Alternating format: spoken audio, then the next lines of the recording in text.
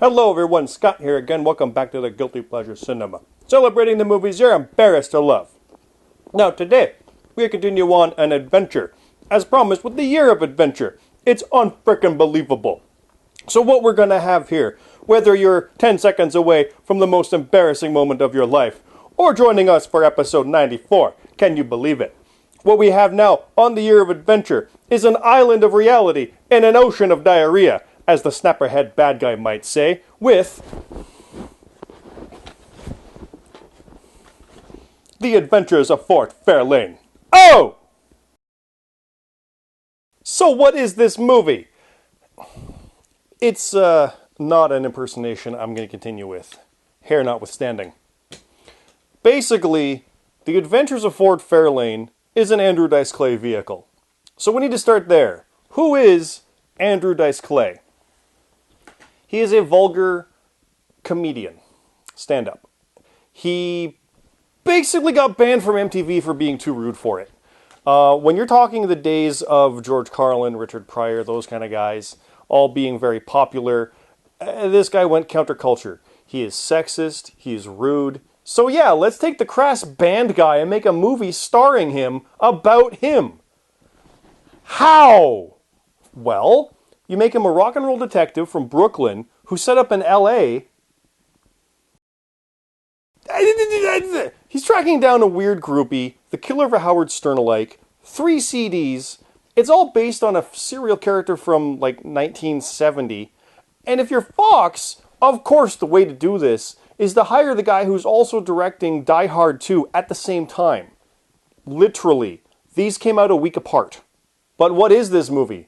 Razzie Award co-winner for Worst Picture of 1990? Yeah, besides that, it's a Dice Clay vehicle. It's made to star him, featuring him, for fans of him. What that means is you get a loud, crass, obnoxious guy in a loud, crass, obnoxious movie. So where did it go wrong? You made a movie starring a loud, crass, obnoxious guy in a loud, crass, obnoxious movie. Sure, that's okay. That's literally what people are buying. A loud, obnoxious, rude, vulgar comedian doing comedy. But depends how you do that. If you have him doing car chases or romantic scenes or straight up action, might not work because that's not what they're there for. Hopefully you get them and they want to see him do that stuff too, and there's your crossover appeal. But that's part of the problem with this. Sometimes they just want to see him do his comedy, and sometimes that crossover appeal doesn't quite work. The best example of this is The Rock. Dwayne Johnson. I'll admit that, okay, that's his name. Well, it's time to grow. What you get with The Rock is all the wrestling fans who saw him basically be a badass, both physically and charismatically on the microphone, where he's likable or not likable, depending on what he's doing. That's the point. He's charismatic and draws you in. So put that into movies, and you get that fan base coming over to see him do that stuff on the big screen. But it transcends. You actually get movie audiences who aren't wrestling fans see this big, larger-than-life, charismatic guy, and it grabs their attention, and they're on board too, and that's crossover appeal. Ronda Rousey's getting that right now. It's a thing that happens. Hulk Hogan did it, kind of. But with Dice Clay, his charm and personality is a little bit different. It really rubbed people the wrong way. And what they got when they came into this was this guy who's known for being loud, obnoxious, vulgar, crude, and just mean-spirited in a lot of ways. Do that. And that doesn't carry well into the general public. You got to remember there's a bit of a bubble, and he didn't really break out of that. What is there to like? Well, that. If you like that, his style's there. And the whole thing with this is there's a very fine line between what people think it is and what it actually is. So many people will tell you that the scene from Psycho is a murderous bloodbath. It's not. You never see the blade or anyone bleed. Sure, there's blood swirling down, but you think you see it. You think you know. That's what happens here. People will say that this movie is gory and violent when, no, it isn't, and you have no idea what is. We all know those types, right? Well, that's what came in here. Is he loud, crude, obnoxious, whatever? Well, yes, sometimes. But other times, he's being a private eye, investigating things, and as an actual character, which is heavily influenced by this Dice Man shtick that he did, because that's what this is. Andrew Dice Clay found comedy success with the Dice Man. He did a skit with that and it worked, and he incorporated it into his act, like Hulk Hogan. So that's what this is here. And he's doing that broader, and it works because he comes off a little bit in that Ace Ventura kind of way where the guy's a loudmouth braggart and can actually back it up mostly. He does bite off more than he can chew sometimes, and that, of course, happens and is fun. It actually works against him, but in those moments, he's like, oh crap, because it works well. Better than Ace Ventura. Ace Ventura never is followable or just crumbles and is hard to watch, especially the sequel for that. But with this one, he's capable in that get smart kind of way where, yeah, he's so good, he's able to be confident and cocky while he does it. That's good. That's fun stuff. And yeah, when he's just kind of sitting there as an aside or talking to himself, or the fourth wall, he breaks that like a proper detective movie should. He goes out and just starts talking and doing his comedy bits, and it really doesn't make sense, but it never is dull. It's always something happening. But then when he does it to anybody else on screen, it either plays off like, you're a jerk, or what's wrong with you, or whatever it might be, or they like him. There's the different types. And that's probably the movie's biggest benefit, is it doesn't assume you will like this. You might actually side with the 5 side characters who are like, oh God, shut up. Because it works. It plays off that, yes, he is this guy, and this isn't normal. He's a ridiculous, confident goof named Ford Fairlane, who drives a Ford Fairlane and has a coat with a picture of a Ford Fairlane on the back of it. He's a walking cliche with great one-liners that oozes this confident charisma and vulgarity, and yet isn't always that. That's key. In one scene, he literally smokes and swears and chastises a kid for doing the same thing while doing it at the time. Add in those side characters I mentioned. Lauren Hawley is his awesome receptionist, and this was a couple years before Dumb and Dumber proved she could do comedy. Plus, she gets a great fight scene in a total 80s, 90s skirt suit. Gilbert Gottfried as the aforementioned Stern-alike. I know, a stretch. Ed O'Neill is a great straight man cop who hates Ford because he wouldn't push his song Booty Time years ago. No relation to Booty Sweat, right? Priscilla Presley, Elvis's widow, so instant rock cred here, is in it too as a woman who isn't fazed in the slightest by his sleazanigans and just deadpans everything. Throws him off a lot too, and it's so great. I mean, it really shows she knows what she's doing with those Naked Gun movies. Wayne Newton is the evil record executive who of course is involved in everything and of course hates Ford, but appreciates him because of that. And finally, a weird hitman played by Robert Englund. Wait, this is coming out on Friday the 13th. Oh, wrong franchise! Yeah, though, Dice and Englund have this great fight scene on a dead shock jock sex boat, and I think that's the new craziest sentence I've ever said. There are stupid, ridiculous moments like most of the stuff with groupie Zuzu pedals, but at the same time, Dice sells things when they need to be sold. Whether it's running from a bomb, hiding out in the sorority house, or reacting to his koala that he got as payment from InXS being hung from a ceiling fan by the hitman as a message like in The Godfather. No, really. Also great is the soundtrack, both the rock songs, new and old, and the score by Yellow. And really, I want to focus on this last piece. This is really, really detailed here. The storytelling starts with stuff, has a middle and an end. Now, there's bits of the very beginning, and then later things established as they go, which pay off as it comes through, and has full payoff at the end of a satisfying conclusion. Now, to anybody in the know, I've just described a proper storytelling structure and movie. However, please keep in mind, I did that with the Andrew Dice Clay movie, The Adventures of Fort Fairlane. The reason this is important is because people just dismiss this as him running around being a shock jock, comedian type, loud guy.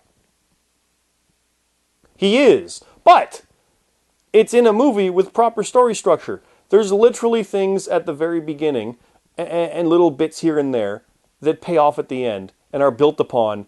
And is it logical? Yeah, yeah, it is. It's kind of refreshing to see it this tied together so neatly like that. And yet people just think, oh, he's this that Dice Clay movie. And honestly, there's not much else to say about that. That is The Adventures of Ford Fairlane.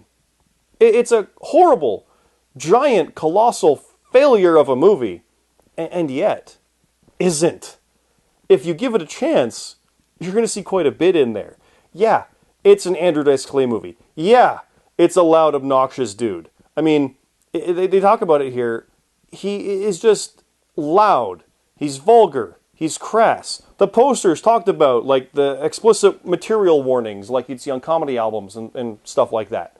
And yet, because of that, and his surroundings by all these fake, over-the-top people, he comes off as the most real person in all of it. And that's how you can actually relate with him, seeing these ridiculous record groupies, or the fake singers, and the record executive who doesn't think like a normal person would. And that makes him, this over-the-top crass dude, actually work as the lead. And he's able to carry it. Beyond that, yeah, he's capable. He's able to do what he needs to do, and comes off believable in this part. It's well-timed and paced by Harlan, proving that he knows what he's doing even with tougher material to work with, but therein lies the real problem. Andrew Dice Clay is a hard R. And even within the R rating, it's a limited section of that. So his fan base was there, but that's not enough to cut it. Think Weird Al and UHF in some ways. It's just not as big as you might think when you see those albums sell crazy. It's the in thing to do. So take that and put it into the overall aspect and try to get people in on that. Rubs people the wrong way. But the problem is most of them just don't even give it a chance. And that's really the greatest travesty you can do here to a movie. Just, damn it, sight unseen. Don't do that. Because with this movie, sure, when you watch it, there might be bits that just you don't like. Like, you're like, I can't believe he said that. But this thing goes at such a breakneck pace, odds are, the next moment you'll either be on board with, or forget about the last one, and then the next moment happens, and the next one, and it's so fast, you're going to get something more that you like. And I'm willing to bet you're going to get a lot more that you like than what you don't. Unless you don't like his style whatsoever, and then, yeah, you're probably not going to like it. But to just say, it's bad, without seeing it? Come on. But next up is going to be the greatest adventure in the history of adventures ever, in adventuring forever, ever, of all time ever. Maybe, but probably not, but maybe, but likely so, in ever of all time history adventuring adventures ever. Maybe. Or not. But probably. So I hope you join me for that. And remember, you shouldn't feel guilty about it if it's a movie you love. Oh!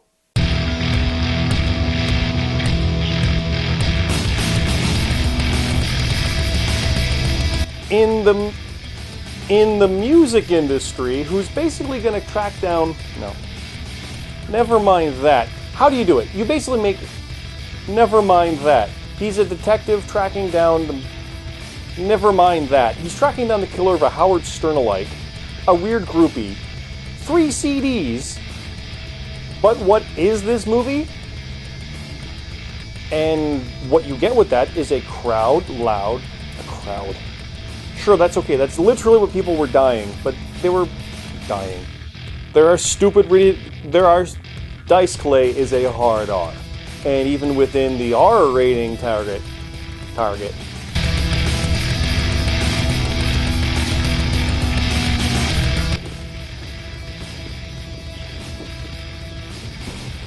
Hello everyone, Scott here again. Welcome back to the Guilty Pleasure Cinema, celebrating the movies you're embarrassed to love, and 10 seconds away from the most embarrassing moment of your life. This time we are continuing the adventures. This is going to be hard. I can't quite do the Dice impersonation that good.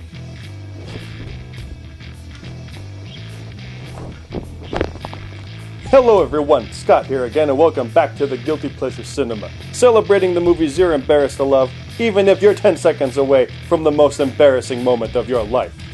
Today we are continuing on with the Year of Adventure, with the adventures of Ford Fairlane.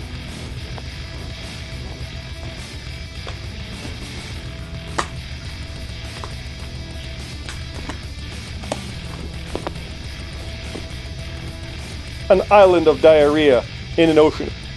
Up the line.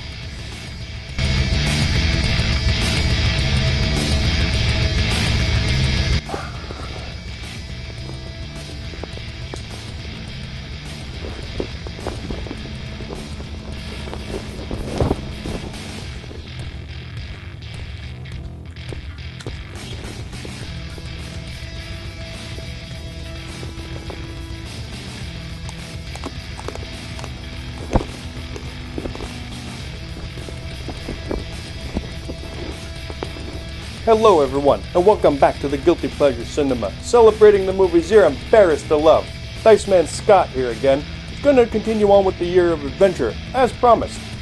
Now, whether you're joining us for the first time, or 10 seconds away from the most embarrassing moment of your life, we are going to continue on with something very important here, with the movie with adventures in the title. That's what we're going to do today. So what you need to know, whether or not, I ruined the whole thing.